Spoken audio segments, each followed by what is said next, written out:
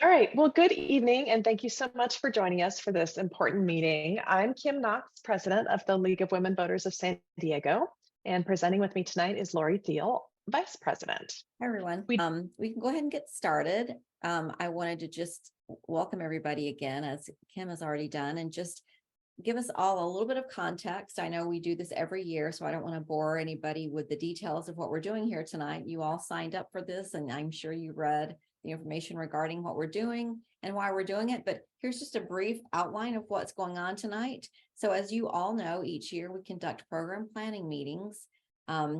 Every year we look at our own local program planning, and every other year we consider program planning for the state or National League. So tonight we're going to look at local program planning.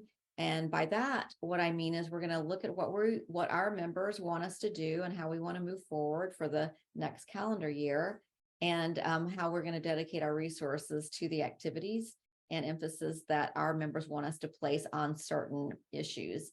And in fact, we call them issues for emphasis based on the results of what will subsequently be an emailed survey to everyone here and all of our other members who weren't able to make it tonight. They'll get a chance to see this video, listen to our discussion, and then vote on what they think and hope our issues for emphasis are for the coming year. So there are several different ways that the League takes action. And some of the things that we do are build coalitions or join coalitions that advocate. For example, last year, we started a coalition of groups that advocated for Measure B in the city of San Diego, which was on fair trash fees. And it was very powerful for us to be able to send group letters to the city council with all the different logos on it. And we did group testimony as well. Other things that we do are meeting with and lobbying elected officials. Typically, that would be city council and county board of supervisors. We testify before legislative bodies and mobilize members and voters to activism. So one of the common things you'll hear quite often in the League is that we speak with one voice. And that means that the president speaks on behalf of the League and represents all of the members. So sometimes when the League takes a stance on a local issue, we'll ask members to also write into their council members and make their comments. And we always invite you to echo the League's statement, but only the president speaks for the League. Okay, so one of the things that we're going to do tonight as we consider how to move forward and which issues we like to focus our energies and resources on, we have to keep in the back of our minds, or maybe in the forefront of our minds, several questions. You're going to hear later on tonight some presentations from members who want to advocate for their particular issue or item that they want us to move on. And so when we listen to their conversations, they're going to have a few minutes to comment and to give us information. And then we all get a few minutes to respond with some questions. And so as we listen to them and as we formulate our own questions regarding what they want us to vote for and advocate for, we need to remember and weigh in on, what do we want? How do we want this organization to move forward? And in what areas do we feel like we're going to have the most opportunity for success? And some of the ways we find success is ensuring that what we advocate for and the issues that we step out in front on are those that our members want to get involved in. So if we have a groundswell of support for a certain issue among our membership, then we know we're going to be able to rally those members to move forward. And as Kim was saying, write letters to their council members, approach their board of supervisors, et cetera, to help get traction with those particular issues. Other things we should be considering as we move. There's water back there if you want to. Tonight are what opportunities there are to leverage our resources and our membership, as I mentioned earlier. And then this is a really key issue, and I think we're going to reference it again later, but what other organizations are addressing the issue? It's usually easier for us to be successful if we join a coalition or form a coalition where others are already advocating for something. If it's an issue that nobody else seems to be interested in, it's not necessarily a great issue for us to take up if there's really no support for it in in our community. And I would please ask that you mute yourself at this point. And we'll have a Q&A later when there's a time that people can speak up, but it'll be less distracting if everyone could be muted for now. So I wanted to talk about some of our local league advocacy outcomes. So our big wins in the last year were the ballot measure for the city of San Diego, Measure B on fair trash fees, and at the California level, Prop 1 on reproductive freedom. Those were two topics that we presented educational events on, and like webinars or live events, and we encouraged our members to email comments, call in comments on Measure B. And then we also had some losses. So we pushed for ranked choice voting in the city of San Diego, and it did not make it out of the Rules Committee last year. We called on the sheriff to end ICE transfers and stop using resources to aid in the separation of families and deportation of community members. And unfortunately, they're still doing that. But some of the latest things we've done, and by the way, everything we do can be found on our webpage. If you go to lwvsandiego.org, you're probably accustomed to finding the calendar and joining Zoom meetings from the left column there. But over on the right column is where all of our advocacy is posted. All the letters that we write, you can find them posted there immediately. So the most recent letter that we wrote was requesting a special election for the vacancy at the Board of Supervisors. We believe that an elective process should be used whenever possible, and voters should have a say in who represents them, especially when there are 44 months remaining on that term. That's right. So the next thing I'd like for us to take into consideration as we move forward tonight is just making sure that the issues we discuss and the ways we've decided or ultimately vote on moving forward are very inclusive. What we want to keep in mind is we want to make sure that we are familiar with or are inclusive about who will be impacted, and we want to ensure representative populations are included in our discussions and decisions. This is very much in line with the league philosophy, making sure that people are adequately represented, not only among their legislators, but even in our local and state and national initiatives as we move forward. We want to make sure that we choose issues and advocate for issues where we understand the people who are ultimately going to be impacted, like what is their position. We don't want to move forward on an issue without actually including the people who are going to be most impacted in a particular outcome. So, what we want to ask ourselves, who is involved in the process, who are the key stakeholders or the impacted group, who benefits and who is burdened by the initiatives that we decide to move forward on today. We want to consider any marginalized groups and how they might be impacted by any of the decisions we make when we discuss what's going on today and ultimately vote on it. This is pretty tricky, but it's very important when we talk about legislation. What are the intended and unintended consequences of what we do? We might think, oh, we're righteous, we're going to advocate for this cause over here, without realizing that, oh, well, there's a counter to that, and it's going to marginalize or somehow disadvantage another group. So we need to be very aware of what we're doing and who's going to be impacted by it. Does this align with our vision for equitability and inclusivity? So we want to make sure that we choose issues and initiatives that align with our values. And then we want to also ask ourselves what changes could be made to make whatever we do, whatever we endeavor, become more equitable. So these are just, again, things to keep in the back of our minds as we listen to the presentations we're going to hear, and then ultimately we'll do a survey vote online.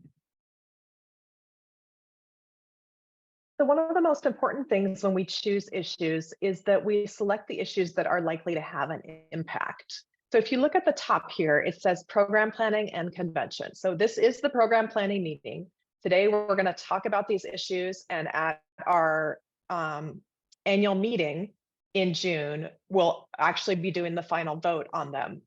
So that leads into the top circle, issues for education and advocacy. On the left side, it says bills, governor's agenda, and ballot measures. This came from a state league event. So in our case, that would be city council and county board of supervisors agenda. But it simply means that we can only have an impact on issues if they come before those legislative bodies. So we need to be aware of what legislators are interested in, what their priorities are, what's already starting to brew in committees that might make its way to the full group later.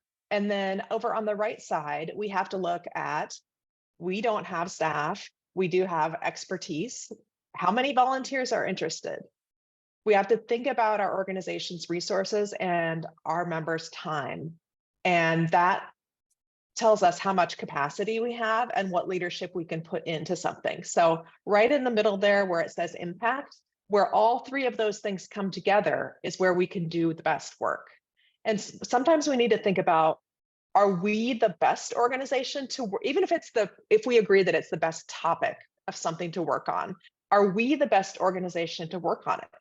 Or are there other organizations in San Diego that do have staff that have more members than we do, have more expertise than we do? Are other groups already doing it better? So these are important things to think about. That's right. And one of the things that, as Kim said, we need to consider our resources. And for us, as she said, we don't have staff. Our resources are mostly us. It's our volunteers. We are a grassroots organization, and we want to make sure that our priorities and our how we move through our community represents the values of our organization and its members. So, I'm going to go ahead and add right here. This is all very closely linked because, as Kim said, our resources are us. And if we decide to advocate for an issue, we're going to need each other to help bring that advocacy to fruition. So one of the things that you will all get when you get your survey to get to choose which of these issues we want to emphasize in the coming years, you're going to get an opportunity to tell us which days of the week or times of the day work best for you for virtual meetings and or in-person meetings, because we want to make sure that if we do decide to advocate on an issue, we do get your feedback. We want to enable you the opportunity to fully participate. So the survey includes not only your feedback on which issues you want us to work on and prioritize, but where and when those meetings are going to be best for you. So I encourage you to, it's just a very short survey, just a few questions, but take some time and give us some feedback on what days and times work for you as far as meetings and opportunities to involve yourselves in our work. Okay, so now that the introduction is done, I want to go over the core of our work. So these are things that we do because we are a voting rights organization. It's called the Campaign for Making Democracy Work. And there are 4 prongs: redistricting and apportionment, election administration reforms, voter protection and mobilization, and money in politics. So those are the core issues of the league at all levels, local, state, and national. And on the next couple slides, we're going to be talking about other issues that have been suggested.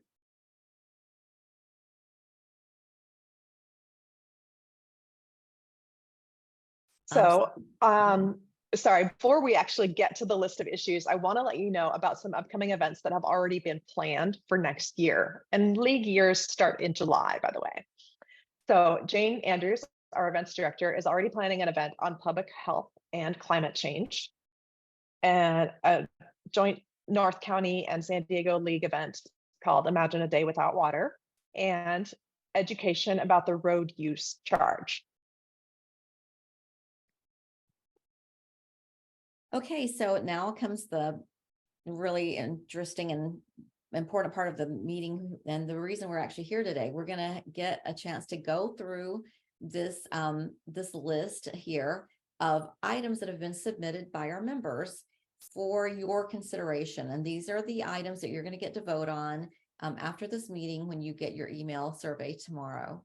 So the way this is going to work is each of the presenters here are going to get up to 3 minutes to just discuss their topic. And then that will be followed by 2 minutes of Q&A from us, the members and the people who are organized here tonight. And then we'll move to the next presentation.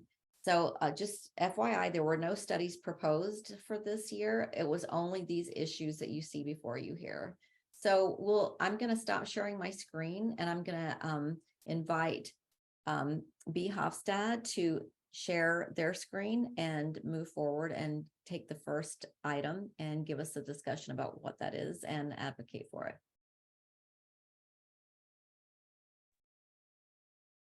All right. Well, thank you, Kim and Lori. I am Blake Hofstad, and Penny Adler from the Education Committee invited me to just share, for the childcare priority. So I will share just a couple slides that I put together and to sort of demonstrate the context of childcare in California, and then I'll talk about some upcoming local opportunities. So California, as we all know, these numbers might not be new to anyone, right? But I think it's important to place in context that our state budget over the last 4 years has grown by over $90 billion. And a couple of years ago, it was 6th largest, then it was 5th largest, and now if California were a country, it would be the 4th largest economy in the world, right? Despite that fiscal reality, families who qualify for a child care subsidy in California are still required to pay a monthly family fee. And compared to other states, our neighbor states, as well as, it's a little bit interesting to me that South Dakota is like the North Star for equitable family fees. California lags way behind as a state with a much higher cost of living than some of these other states. As well as a state that really prides itself on its progressive identity. It's pretty shocking and sad that a family of 4 in California making a gross income before taxes of $5,000 a month, the state is still charging them upwards of $350 a month in family fees. The state collects over $140 million a year from low-income families on childcare subsidies, right? So we talk about like the child tax credit as a really critical anti-poverty program, but for families of children who rely on the state for subsidized childcare, some of them are paying upwards of $5,000 a year in family fees. So here's sort of like some of the issue around the consumer standpoint. From a provider standpoint, 98% of childcare workers in California are women. The vast majority are people of color. 39% of childcare workers are immigrants. And look at these salaries. Right, childcare worker salaries, the median salary for the state is less than the minimum wage in San Diego, and this is from a UC Berkeley study that is 3 years old, so we're maybe a little bit behind the bumps in minimum wage. But I always like to consider, if 98% of childcare workers were men, would we be looking at this income as being so low? So I think there's a lot of emphasis around the gender pay gap, around equal pay for equal work. But the issue is deeper. It's how we value labor based on who is performing that labor. And sadly, in California, we have not made strides to close the gender pay gap by equitably compensating our childcare labor force to the extent that even K-12 teachers are compensated, right? So I just wanted to share this to kind of present like, this is the reality in California. And unfortunately, this issue is still situated sort of at an intersection of racial, gender, and economic justice. At the same time, for years, the city and the county of San Diego said, we don't do childcare, take it to the state. But we have some kind of new voices, both at the city council and the county level. In the past couple of years in the city, the Office of Child and Youth Success was formed. Councilmember Raul Campillo spearheaded a study to identify city-owned property that could be leveraged for childcare purposes to address some of the supply issues that we have in San Diego. Measure H passed in the ballot, which gives the city the ability to leverage parks and rec spaces for childcare purposes, and a non-discrimination for family childcare providers that their landlords could not discriminate against them for operating a family childcare business was passed at the city as well. And at the county, there was a restructuring. There was the creation of the Child and Family Wellbeing Department, which will come online in July 2023. So there are some of these different platforms and vehicles for local advocacy around childcare that are emerging around this issue that's really centered on both gender and racial justice in California. So I'm sure that's probably close to 3 minutes. So I'll pause and to respect everyone's time, but happy to take any questions that folks might have. Thank you, Blake. Let's take some questions from the floor. Does anybody have any questions, comments, follow-ups, clarifications? I'd have a question. Do you want us to write that or speak it? Go ahead and speak, Anne. Yeah, you can do. You can also. So, raise your hand. according to the proposition that did pass, has there been any movement on that with the state part, or is that sounds like something's coming online in July as far as an organization? Do you know? The Proposition H that allows the city to use park and rec spaces. I don't think that to this date there have been any. We're not in the process of like retrofitting. I don't know if like bids have gone out to allow providers to bid on spaces, but to my knowledge, nothing has really moved Well, it yet. is a little bit early still. That's what I was wondering. Maybe July, if when they form this committee. Thank you. Yeah. Thank you for the question. Okay, and if everyone could please use the raise hand function on Zoom, because that way it tells me in what order you raised your hand.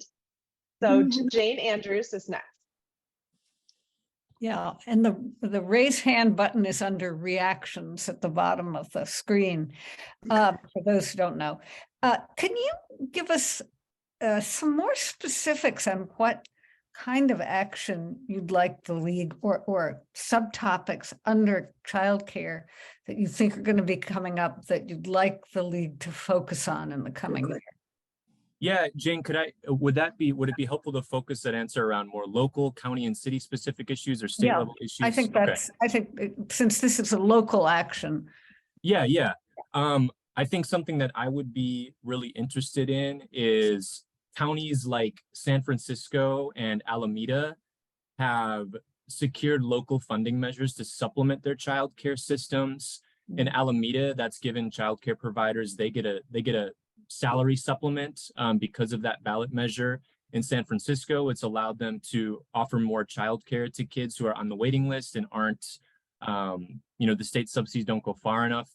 So I think provider pay and doing something through the county that augments the pay of childcare providers in San Diego could be something worth exploring, as well as making it easier for families to access childcare. Thank you. All right, Beryl was the next one to raise her hand. Blake, do you have any numbers on how many people can't work because they can't afford childcare? That's a really good question. I think one really interesting piece of data. So I mentioned the family fees, right? That families have to pay. Because of the pandemic, a family fee waiver has been in place for the last 2 years. A survey was just done and 5,500 people responded to that survey.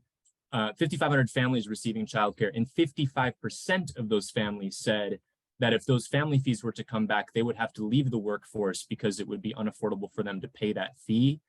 The waiting list is a whole nother issue, right? I mean, I represent an organization called Parent Voices, and we have members who leave the workforce for years while they're on the childcare wait list. And some of them don't come off the wait list until their kids enter kindergarten.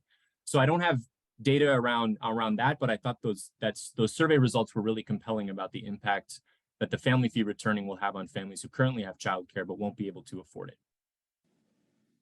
And Okay, we do have time for one more question. Susan Peterson? Yes. What are the qualifications for somebody to qualify for supported childcare? So the state looks at two things. They look at income and they look at need.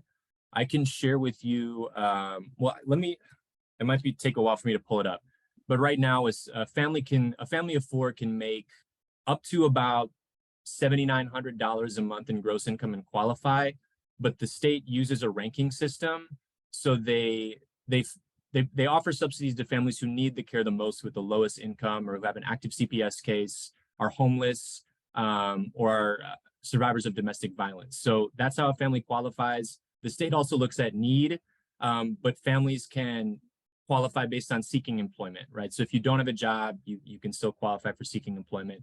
But going to school, disability, having a job, vocational training, all of those would qualify a family for a child care subsidy from the state of California. Thank you. Okay, we do have quite a few other issues to discuss tonight, so I think Lori's going to introduce our next speaker. Yeah, thank you. Thanks, Kim, and thank you, Blake, for that presentation. Thank you. The next one is Jeannie Brown will be talking about public financing of political campaigns. So Jeannie, you can share your screen or present however you'd like. Say, wait a minute, let me share my screen. I didn't set up a which one is it?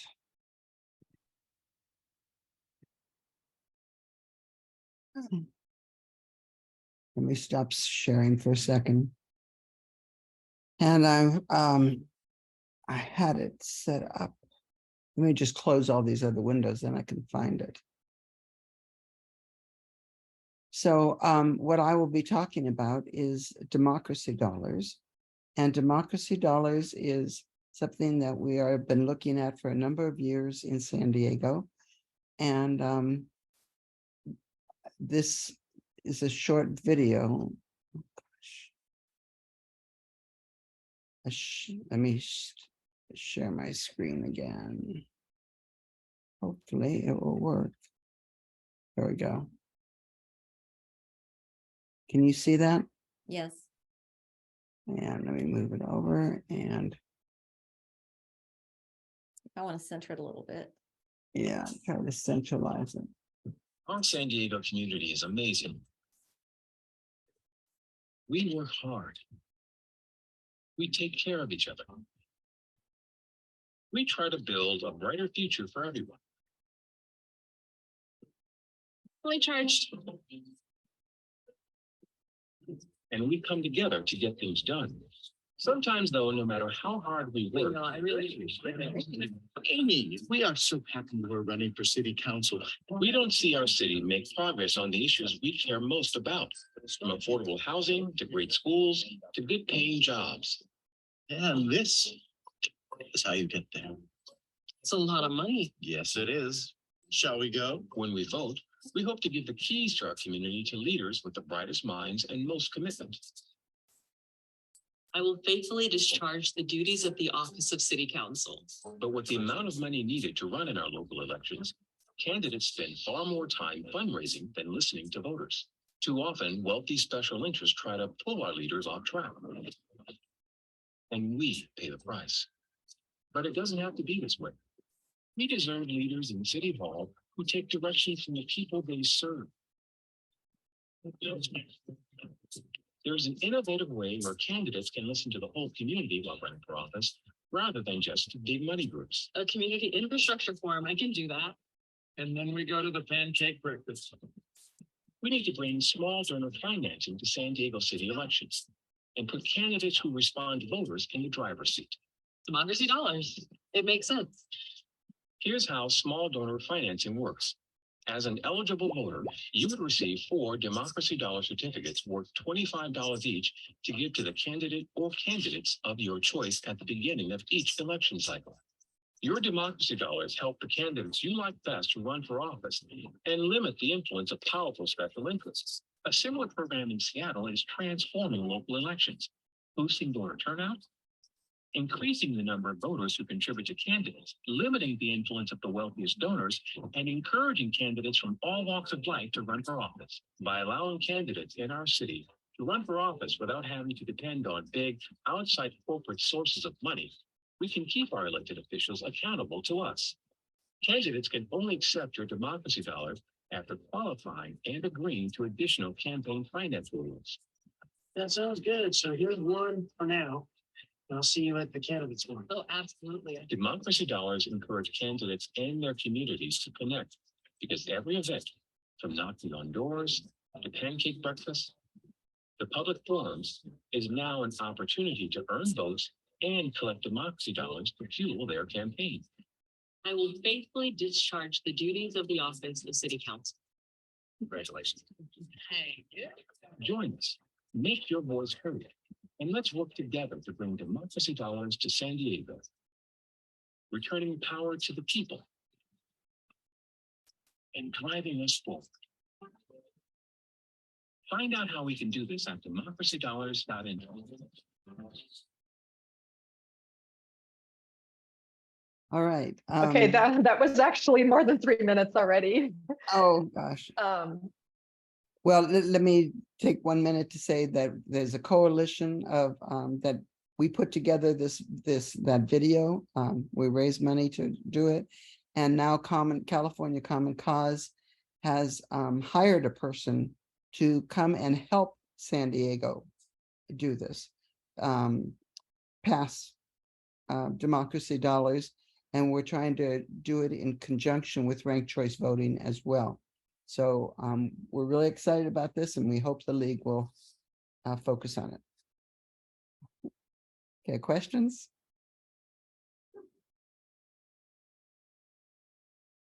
Thank you for that, Jeannie. Does anyone want to raise their Zoom hand? Jane Andrews. Jeannie, this is for you. You know, what the opposition to it in the past has been around the city budget. And given that the city budget is, you know, facing some uphill struggles, how realistic is this? It feels more aspirational than realistic to me. That will be one of our challenges, but it will, you know, I've been looking at public financing for elections for close to 20 years.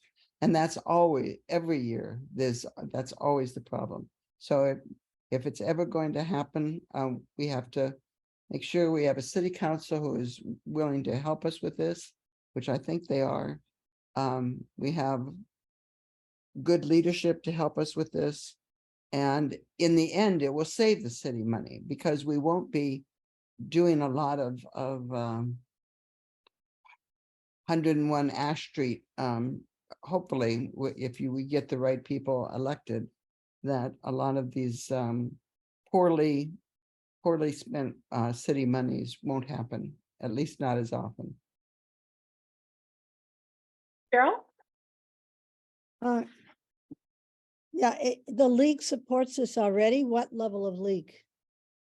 Actually, at every level, they support any kind of public financing of Okay, elections. so And why- democracy dollars is being spread quite a bit ever since Seattle was so successful with it. So why is this a new issue that we're going to vote on? Sounds like we're already in it. Well, we want to have Because- time to Can do I it. jump in? Go ahead. Because it's actually moving forward this year, and we have 2 other organizations who are pushing it forward. It's going to take a lot of league resources. So we Yeah. want to make sure that we reserve plenty of energy and time for that. We would So like it's to get kind it of a passed done in deal. 2024. I mean, it's a done deal, right? No. I Why- mean, as far as the league being a leader in it. The league supporting it, yes. The league supporting it is a done deal. So I don't know why it's included as one of the 3. Because we have a finite number of hours that we can put into advocating for things. So So if if this is going, if we don't support it, what's going to happen? if the members at the annual meeting do not select it as one of our top 3 issues, then we won't have as many hours to put into it as we would if they did select it. Okay, thank you. Okay, who's next, Lori?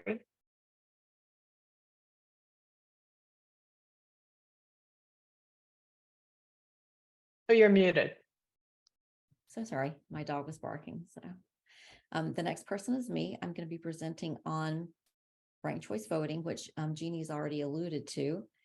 I'm going to just quickly share my screen and give you all just a little bit of information about ranked choice voting how it works, et cetera. So just quickly, this is very similar to Jeannie. In fact, Jeannie Brown, when she was president, was instrumental in bringing ranked choice voting to the League of Women Voters. It, along with democracy dollars, is one of the core or foundational issues that the League around the country supports. So this is definitely an issue that is right in our wheelhouse. It is all about voting and how we vote and how votes are calculated and how we, the representation that each vote provides. So I'm going to just quickly show, this is a super like a 1-minute video just to get us started. And then I'll take you through this screen. And at the end, I'll show you how we're affiliated with this screen. Are you all able to see this, Kim? Yeah. Okay. Are you tired of voting for the lesser of two evils? With ranked choice voting, you have the freedom to vote for the candidate you like the best, without worrying you will help elect the candidate you like the least. Vote by ranking as many or as few candidates as you like. It's simple, fair, and easy. With your support, San Diegans can have more choices. Join us at morechoicesd.org. So this organization was pulled together, as I said, a few years back, and we have twice now tried to bring this initiative before City Council. As Kim mentioned earlier in the discussion when we were kind of going through some of the issues that we have advocated for, this was one that we did not win on. So we're taking another run at it this year because it aligns very closely with League values. The League has been one of the founding members of this organization, More Choice San Diego. This ranked choice voting has been shown to increase voter turnout. It saves taxpayers money. It reduces negative campaigning, because I'll just take a moment to explain that. If a candidate understands that his constituents or her constituents get to rank the candidates in the order of their preference, it doesn't benefit candidates to do negative campaigning. And by that, I mean to criticize their opponents or to do a lot of mudslinging, because they know that maybe they won't be the constituents' first choice, but they still have a chance to be a second choice if they don't misbehave. So it's been shown to greatly reduce negative campaigning and the ugliness that often surrounds political campaigns. And it provides for more diversity. In municipalities where they use ranked choice voting, it turns out that more women and people of color are elected in those elections. So if you want to go to this website, you'll get a chance to actually see how ranked choice voting works. You can go to this little ballot right here. You can click your first, second, third, and fourth and fifth choices, and then you can see how your ranking, how you're voting, how this ballot turned out for you after you run it.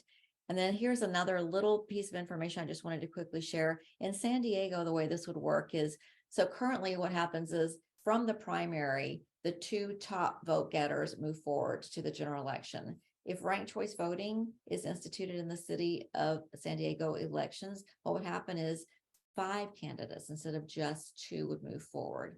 If it turns out that during the primary there are 5 or fewer candidates, we wouldn't even need to have a primary, which would save taxpayer money. Those candidates would strictly go immediately or ultimately just to the general election. So we wouldn't have to even do a primary for those particular candidates. Then in the general election, you can still only vote for the candidate you like. If you want, you can vote just like you would always vote. If you don't like the idea of ranking, you can just go, I like candidate A, mark your candidate A ballot just like you normally would and just send it in. But if you want to try ranked choice voting in the general, what you would do is, just like I showed you in this previous slide, you would just rank your candidates at first, second, third, fourth, and fifth choice, or maybe first, second, third choice. It's a really very flexible ballot. So you don't have to rank everybody. You can just rank the ones that you like. If a candidate wins a majority of 50% among the first choice votes, that candidate is immediately declared the winner. If there is no candidate that gets over 50%, so 50 plus 1 in the first round of first choice votes, what happens is that the ballot gets recalculated, and then second choice votes go to the candidate, and the votes are reallocated based on the voters' choices until a winner is named. So if no candidate wins by majority or more, the winning candidate is determined, as I just said, by ranked choice voting. And it's just a iterative process where the person with the least amount of votes, those votes go to their second choice, and then third choice, et cetera, until we find a winner. So what that means is ultimately the person who assumes the elected position has the most votes.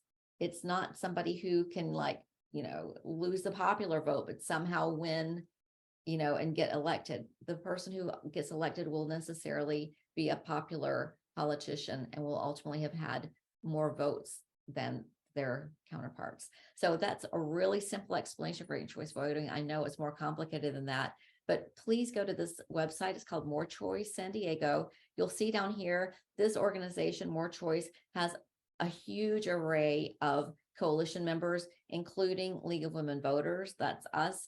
You can see Alliance San Diego, Cal RCB. This is a state organization that also supports ranked choice voting. The League of Women Voters supports voting opportunities that increase voter turnout and do all the have the benefits that ranked choice voting has. So you'll see if you go here, a really very robust group of support. So I'm happy to take questions, and Kim, you can moderate if you can see the hands. Thank you, Lori. Any questions on that one? Doesn't look like it. Okay, we've been here Mary together before. Catherine, So you all know it, huh? Is this elsewhere in Yeah. California? Do we have it somewhere in California? Yeah, in fact, a lot of places in California and across the country. Hawaii, Alaska does ranked choice voting as a state, so does Maine, but other municipalities do too. So in California, for example, San Francisco does, Berkeley does, Oakland municipalities. I mean, there's some in, I think, New Mexico or Arizona has ranked choice voting. I mean, this has been around and it's been tried, and it's very popular. I mean, it turns out that voters like it because, sometimes it does feel like you only get one opportunity to select the person, and you're like, you feel like as a voter, you have to vote strategically, which means that perhaps you don't really like this person you're voting for, but you feel like you have to vote for them because you don't waste your vote. But with ranked choice voting, you can do first, second, third, fourth, et cetera choices, and your vote will ultimately land on the person that is going to move forward with the most groundswell of support. So yeah, a lot of places around the country have already adopted. What would our efforts be if we were to vote on this now? What would we do? So we would participate in this coalition. The coalition is We're already in it, no? right, but the participation in it means that we would go to city council meetings, we would advocate for it, we would host educational events around the city, we would have we'd produce flyers and data, and you've seen the website. It's a very robust website, videos. We actually go out and host events where we give people the opportunity to rank choice vote. We'll do it as like an opportunity for them in real time. So there's a lot of advocacy and education that goes in to this initiative. Thank you. Okay, one more question, then we need to move on. Ruth? So Lori, would a new committee have to be formed to advocate for this ranked choice voting, or would this be assigned to one of the existing San Diego committees? So I mean, the league can figure that out for itself and how to move forward. Currently, I am the liaison to this group between the league and More Choice San Diego. And I represent our interests on the group and help manage the strategy of it, et cetera, et cetera. But it would be great if we could assign a full committee or at least 2 or 3 more people from the league to it ultimately to help manage the amount of work that goes into it. Because as we get closer to fruition, we'll have more and more activities involved in it. And that would probably be our advocacy director. Okay, who's next? All right, next is Miles. He's going to talk about affordable housing and homelessness.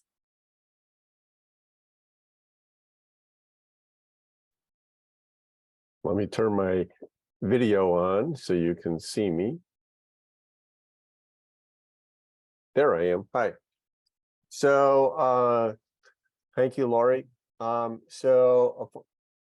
Affordable housing and homelessness continues to be a major priority. It's a major need throughout not only the San Diego region, but all of California.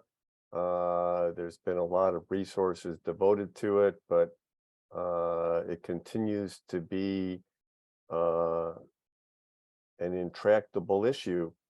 And in fact, the Regional Task Force on the Homeless has done a study and determined that more people are becoming homeless at a faster rate than they're being housed, than they're being placed into shelters and affordable housing. So it's in fact accelerating, and it's a complex problem.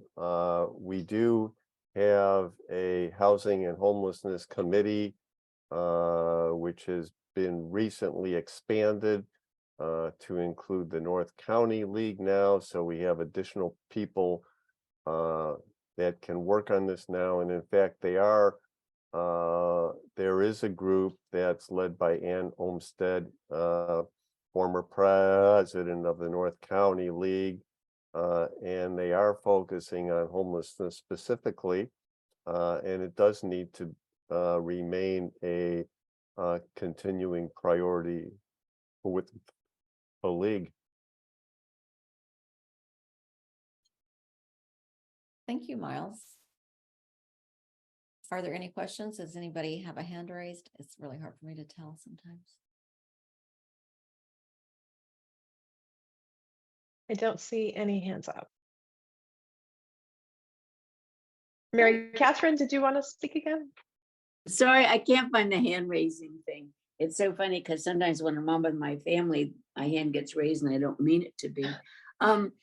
This is such a critical issue. I almost feel like every single one of us should be focused on this because it touches so much. It touches housing and zoning and quality of life and individual dignity, just so much. But what do you think the league could do in this critical issue? What would you see us doing? Well, the league right now is doing some research to determine exactly what each local jurisdiction in the region is doing and how much resources each jurisdiction is focusing on it, and we can follow up with appropriate testimony at public hearings if we don't think they're doing enough, or if they're putting resources into something that may not be appropriate. We do have an adopted homelessness policy. We also have a housing action policy, which can help to guide our work on this. So I do think that there are ways that the league can influence what happens on this. One of the things that's always concerned me is that we hear about this great big huge number of homeless people, and I have no idea, for example, what their constituency is. How many are evicted? How many have drug problems? How many are immigrants, for Lord's sake, because we have people coming across the border who have no homes? Is there any sense, Miles, that the organizations are trying to get a handle on the composition of our homelessness people? The Regional Task Force on the homeless has done studies on that. Do they release it to the public though? I think. Oh yes, where? It's on their website. Okay, what website would that be? It's the Regional Task Force on the homeless. Okay, because it seems to me the public wants to know more about this problem and what its composition is. I don't know if anyone else shares this frustration that I have.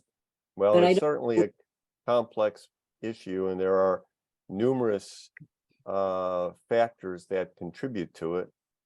One of which, of course, is drugs and alcohol and Well, plus immigration, we have all these poor mental folks coming in illness. who need homes. And another factor is the tremendous increase in the cost of rental housing that we've seen in the last few years. And just yesterday, the San Diego City Council adopted a comprehensive rental protection ordinance. Okay, we are past our time for Q&A on that particular Sorry. item, so I'm sorry we won't be able to take any more That's right. questions on that one. But Lori is going to introduce our next speaker. Thank you, Kim, and Miles, for that information. The next speaker is going to be Jeannie Brown again. She heads our Criminal Justice Committee, and she's going to speak to us about juvenile justice. Thank you, Lori. I don't have any slides for this, but basically the criminal justice, our local criminal justice committee sent out letters to all the leagues in the state to emphasize juvenile justice this year as part of an emphasis on criminal justice. We will be voting on that at the convention next month. We feel very strong about this because we know that 25% of the incarcerated people in the world are incarcerated in the United States.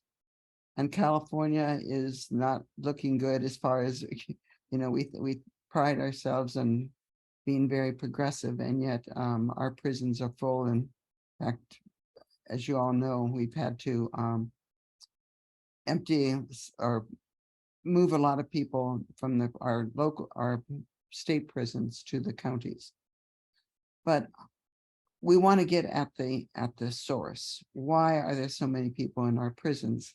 And a lot has to do with the juvenile justice system.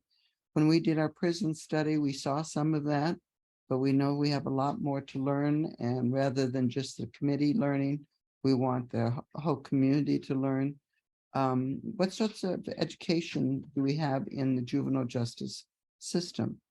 It's changing right now. In fact, in May, we're going to have a judge speak about how the juvenile justice system and where the juveniles are housed. You may have seen that in the paper this week. Are we using restorative justice as alternatives to putting kids in prison? Are police in schools? How much of that is a cause of rather a kid getting punished by the principal to, stay after school and clean up the campus, are being handcuffed and sent to jail? We also need to know about psychology, how the difference, too often we are trying young people as adults when their brains have not formed to make the decisions that are needed. We all know, I know I'm one who did some pretty stupid things when I was a juvenile, and I'm glad that I didn't get sent to jail for it. So anyway, so we would like to have criminal justice as one of our issues for emphasis, so that we can inform our community about looking to change our juvenile justice system in San Diego County. Thank you. Thank you, Jeannie. As I said, Jeannie heads the Criminal Justice Committee, and she's very knowledgeable about the spectrum of criminal justice in San Diego. So are there any questions for Jeannie or clarifications or follow-up? Anne has a question. Thanks, Jeannie. I just, I'm not clear of the age of juvenile. Is it 18? Is that 18 considered adult? Below 18 is juvenile? Generally, yes, but there are juveniles, people at the age of 21 who actually are put into juvenile hall, depending on the mental state and some other things like that. Thank you. Mhm.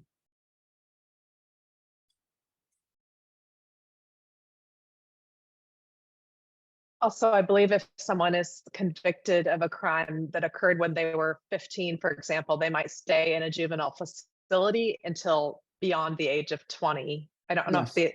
if it goes up to 21 or 25, something in the early 20s. Yes, yes. That was in the article in this week's paper too. Mhm. Yeah. So it's a very topical topic as well. Any other questions? Okay, who's next, Lori? Next, we get to hear from Ruth Sandvin. She's going to discuss the Tijuana River sewage crisis. Thank you. Let me see if I can share my screen. Oh boy, what's all this? Okay, can you see that? No. No? Okay, well, then I don't know how to get it to you. So I just wanted to make sure everybody knows where the Tijuana River is Ruth, located. If you see that just right in the very center of the bottom of your screen, there's a green rectangle with an arrow. If you and it tap says share that, screen. uh-huh. Did I And bring it this up? Yeah, it should give you some Oh, options on. okay. Yeah, so just there you go. There you go. Okay, thank you. Sorry. Yeah, you're welcome. Okay, so the Tijuana River starts actually in the Laguna Mountains, and then it flows south into Mexico, where it picks up the Tecate Creek and the Arroyo de las Palmas, and which come out of the mountains east of Tijuana. It then flows into the Rodriguez Dam, which is 11 miles east of Tijuana, comes through the dam, and then it's let out of the dam and it flows through a concrete channel past downtown Tijuana, where it then flows into the Tijuana River Valley estuary and out to the ocean. So it starts in the US, goes into Mexico, and ends up in the US. The Tijuana River estuary is on the US side of the border. The bordering communities of the Tijuana River are San Isidro, Nestor, and Imperial Beach. San Isidro is represented by City Council member Vivian Moreno and Board of Supervisors Nora Vargas. And just so you know, the Tijuana River was not always polluted. In 1910, salmon used to swim up the Tijuana River to spawn. But for the past 30 years, silt and sewage and trash has been building up in the river valley. And so additional toxins from the maquiladora plants also end up in the river because of unregulated dumping. And so this has resulted in a buildup of the floodplain, so that if there were to be flooding, the water has nowhere to go except over the levees and and into the neighboring communities of San Isidro, Nestor, and Imperial Beach.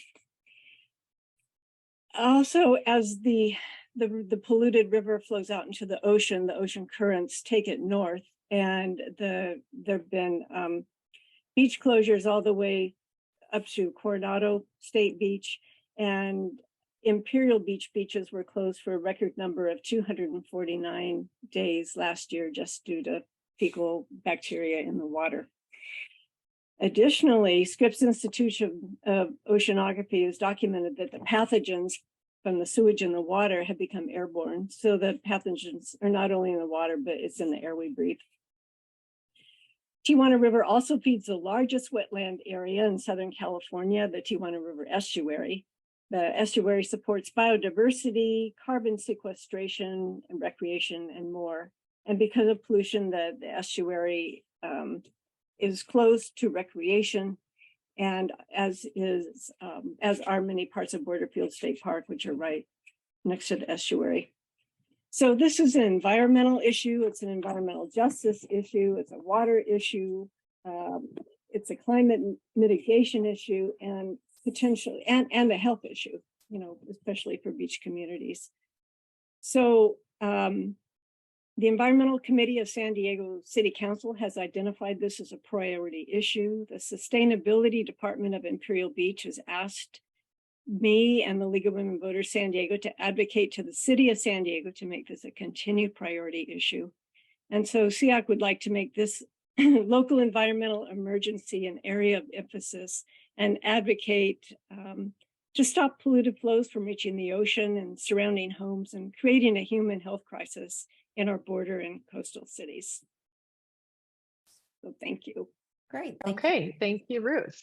Yeah. I should have mentioned, I'm sorry to interrupt. I should have mentioned that Ruth chairs our Sustainability and Environmental Action Committee. She referenced it just now when she mentioned SEAC.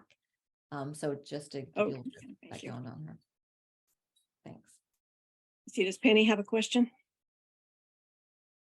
You're muted, You're Penny. muted. I just wondered kind of what would be the process to fix or correct this, because I've heard that it's a very difficult thing to actually deal with it. Yeah, well, there are a lot of problems. The first thing that has to happen is the bi-national sewage treatment plant, which is on the US side, needs to be repaired. It's old, it needs to be upgraded, and it needs to be expanded so that it can accommodate more sewage treatment. The San Antonio de los Buenos sewage treatment plant, just about 5 miles south of Ensenada, is not working right now. So the binational sewage treatment plant on our side of the border has had to pick up excess sewage, and it completely overloaded it to the point that it broke down for a couple of weeks a couple of months ago. So that's the first thing. We need trash booms in the canyons, mainly on the Mexican side, to collect the trash and prevent the trash from going into the riverbed.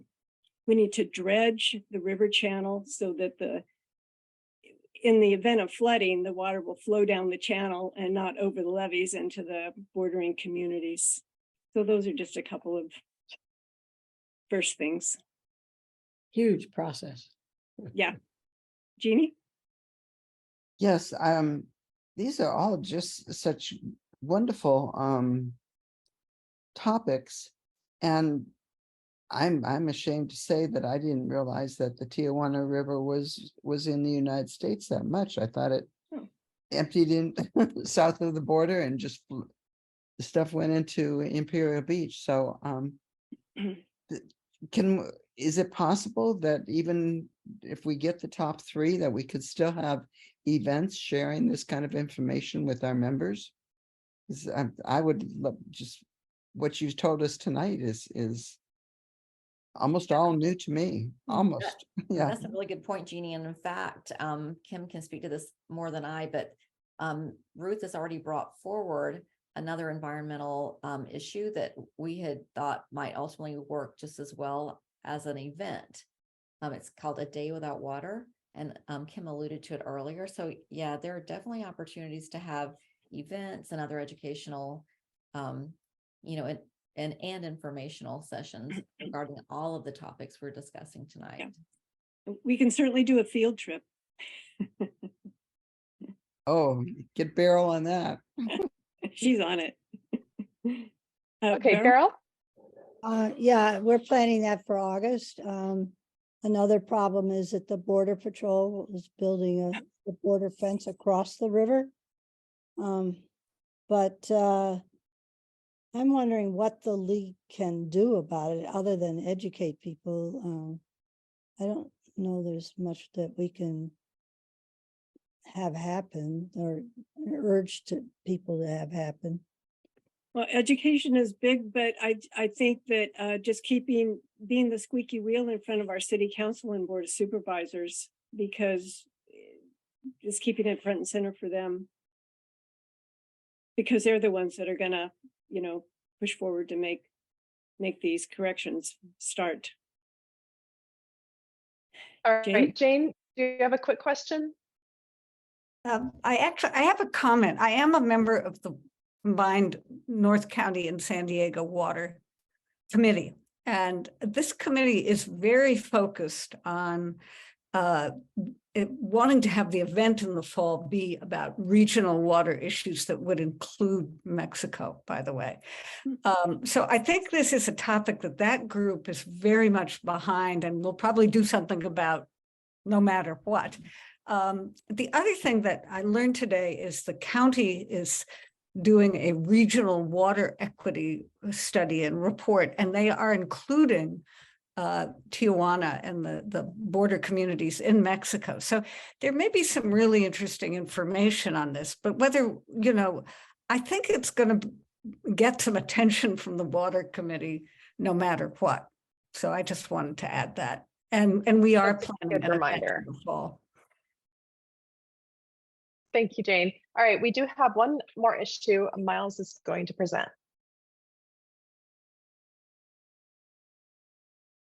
Miles chairs our public policy committee. Thank you. Yes, I was muted again. Yeah, so this is the road use charge.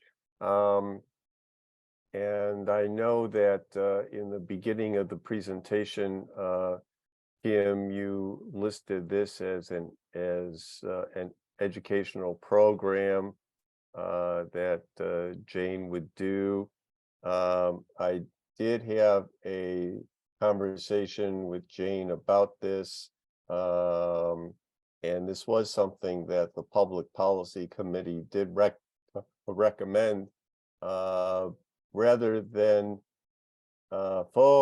focusing exclusively on the road use charge, though it might make sense to have an educational program on funding the regional plan, because right now there is no funding mechanism in place to fund the many transit measures that are in the regional plan. There was an effort in 2022 to put a sales tax increase on the ballot for that purpose, but it failed because it didn't get enough qualifying signatures, so it didn't make it onto the ballot.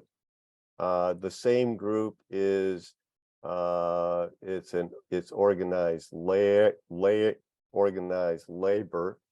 The same labor group is making another attempt to put it on the November 24 ballot, and it might make sense for us to do a program as that date approaches in support of that. So that's, if we do decide to do something on this, that would be the direction that I would recommend. Any questions?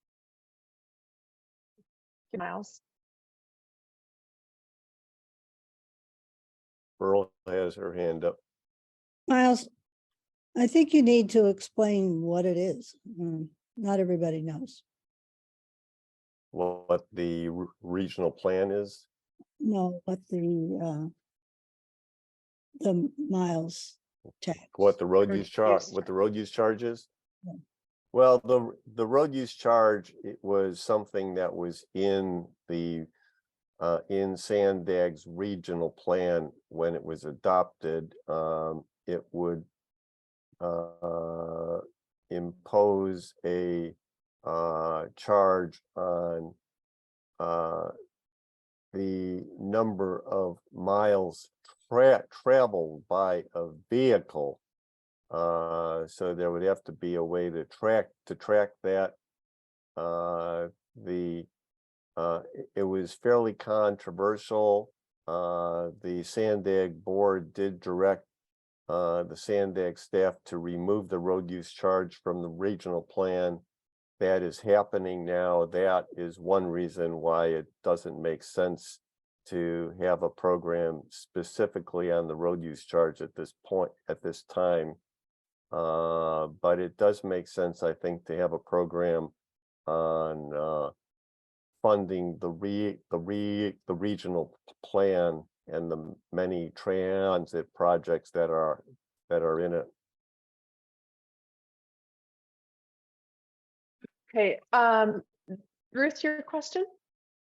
Well, I was just going to say that I'm not sure if you're saying that the emphasis should be to support the tax, or because we tried to do that, and our league voted to support it when it was going to be on the ballot, but the North County League voted not to, so that was a complicating factor. Right, yeah. Well, I think the we wouldn't necessarily be taking, I'm not suggesting that we take a position on it yet. I'm just suggesting that we have a program on it. Jane? Yeah, so should we rename this topic from road use charge to funding the regional transit plan? I think Yeah, it I think feels that would, too I think narrow. that would make sense. Yeah, I think that would make sense. And then we Lori, could with our leave room for bylaws advocacy. requiring, but our bylaws do require submissions 60 days before the annual meeting. So the deadline was April 11. So Lori, what would be your recommendation on handling that? Yeah, I was just thinking about that. Issues that come up after. Yeah, I'm not sure we can actually make that change right now. I mean, we could, when we do the poll, we could maybe like do an addendum to the description of this one, like in parentheses funding. But I don't think we can actually change the title of this submission at this stage. So the survey will ask you to select 3 issues that you wish to prioritize. You'll see 7 issues there, and you can only click 3 boxes. So please be sure to adhere to the instructions, because if more than 3 items are clicked, your survey will be thrown out. Unfortunately, we won't be able to count it. So only select 3 items. And as Lori mentioned earlier, we're also asking you about what days and times of the week are the best for you to attend league events, whether it's meetings like this or monthly committee meetings or webinars or luncheons. We want to know what are the best times to plan these so that the most number of people can participate. Yeah, so as Kim has already mentioned, tomorrow we're going to email the survey. We're going to send to all of our members the video that we took tonight, along with the survey that we've mentioned. It's going to include the opportunity for our members to vote on the topics we've discussed tonight, and as Kim had said, to specify which times of the day work best for them in terms of meetings, virtual and in person. Then after we collect that, we would like for all of our members to return their responses by Monday. And then after we collect them, the board will review the survey results and make recommendations, and the members will vote on the proposed program at our annual meeting on June 10th. So we hope to see all of you there as well, because that's when you get a chance to vote on the items that we are discussing tonight.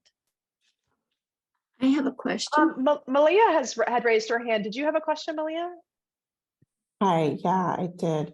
I looked at it really quickly, but on the survey that you're sending out, I didn't, and maybe it's just because you have to scroll, but I didn't see public financing and ranked choice voting on that.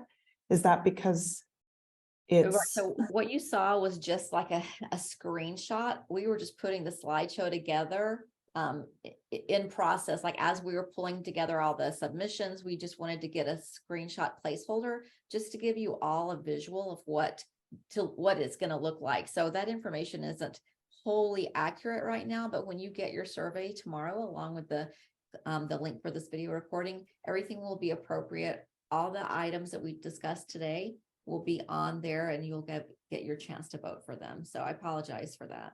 No worries. Thank you. You're welcome. And Mary Catherine. I have a question. If I'm going to be out of the country in June, can I vote absentee or not? No, for the annual meeting, unfortunately, you need to be present at the Zoom meeting to vote. But you can join the Zoom meeting because luckily it's virtual, and no matter where you are. I'm going to be in the Baltics. I'm not sure how that'll work. If the Baltics have Wi-Fi, you can join. Okay, I'm not sure you'll want to, but thank you. You're welcome.